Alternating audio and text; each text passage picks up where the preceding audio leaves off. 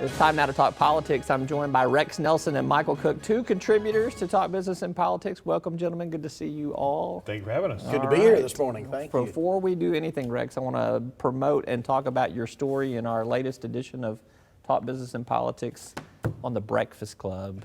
Tell me a little bit about it. That was a fun story for you to do. It was a fun story to write. It was about places where they talk politics over breakfast. And of course, I had to start, and it ended up being most of the story, the famous round table over in the corner of the state capitol. You know, used to, lobbyists would put money in a pot and any legislator could sit down there and eat breakfast for free. And when the new ethics legislation came in, a lot of people thought the round table would go away. Well, the good thing about the Capitol cafeteria is breakfast is very cheap. So they still don't mind now buying their own legislators, and that table's still full most mornings. You don't see them over at the Capitol Hotel picking up their own tab. Oh, not at the Capitol Hotel. But in the Capitol basement, yes. Yeah. It's a good piece. It's a good read. It's out on our website and it's in our magazine. All right, let's talk about candidate filing period. Fun time ended, I guess, on Monday, a week ago.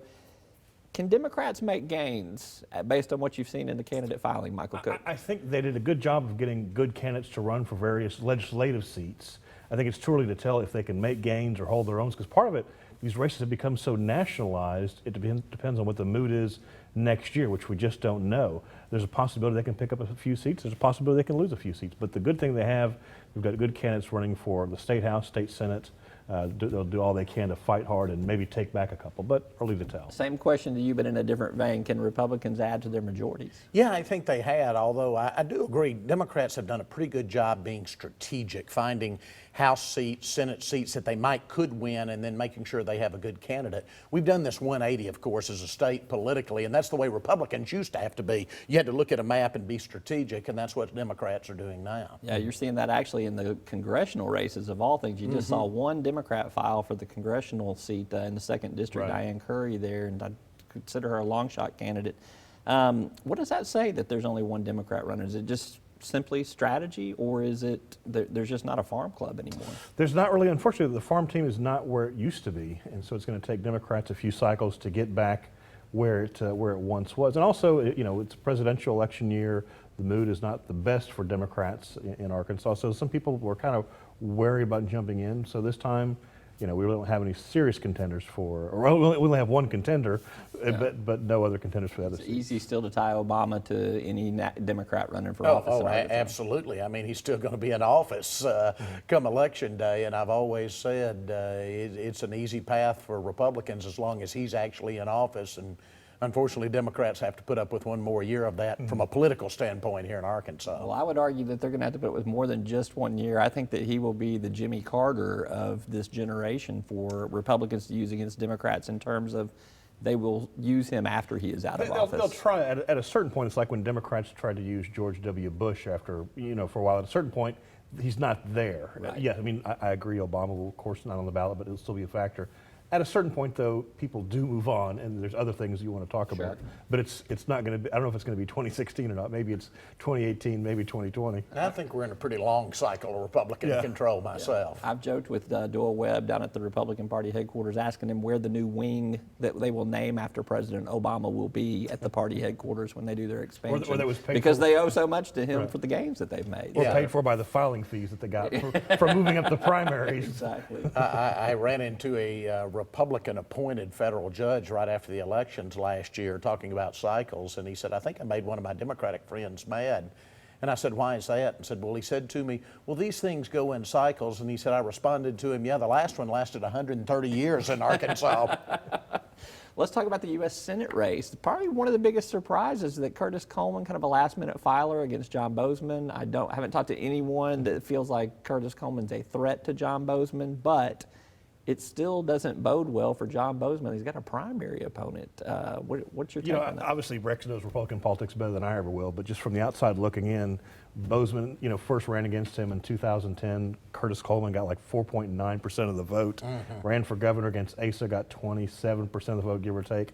He's not a serious threat. I mean, so what Bozeman gets to do, he gets to run some TV ads that feel good and kind of bring it, because his name recognition is surprisingly low for a sitting senator. Oh, yeah. You look at a lot of polls, 30, 40% say, we don't know. So I don't think it's necessarily a bad thing. I have to agree with that. It forces you to get organized a little earlier, allows people to contribute both in the primary and in the general election. Like you said, get you out there for a little TV, for an early splash. So, no, not necessarily a bad thing. All right, so in the general election, you got Connor Eldridge, the former U.S. attorney, is the Democratic, going to be the Democratic nominee to challenge him, the Libertarian candidate in there. Do we still feel like, even though that name ID is low for John Bozeman and he does have a primary challenger, does Connor Eldridge have a shot at beating? A long shot, but a shot. Yeah, I think, I think he's probably as good a candidate as the Democrats could have fielded in this cycle for that office. So, yeah, certainly I think he has a shot. Bozeman can't just go on vacation. He is going to have to campaign for the office. Yeah. It is going to be a tough race, there's no doubt about it, but Connor Eldridge is the kind of candidate the Democrats need to make that comeback. He's got a great resume, got a good story to tell. Now, it is going to be a tough race, but to his credit, he raised $400,000 in 3 weeks. A lot more money to go before you get there, but he's got a good message. He'll be out there fighting hard, but it is a tough race. What about the knock on Connor Eldridge that he's not appealing to some Democrats that are more left of center? He's too conservative. He fits in that mold of Mark Pryor, Mike Beebe, probably not the best example, but Mark Pryor, for instance, who didn't do so well in the last election cycle. Is Connor Eldridge too conservative to win? Yeah, I think I could fit all those Democrats in one house in Hillcrest. Hillcrest, a little bit of Fayetteville. No, I mean, even Arkansas Democrats are still a moderate to conservative bunch, such as they are. Of course, there's pockets of liberalism in any part of the state, but for the most part, you still have to run in the middle to win a general election. Yeah. All right. What else looks interesting to you guys on the election ballot for next year? Could be a couple of issues out there. Any other races out there that you think kind of pique your interest? Well, one, I'll be curious to see if the term limits people are able to get their ballots proposal on there.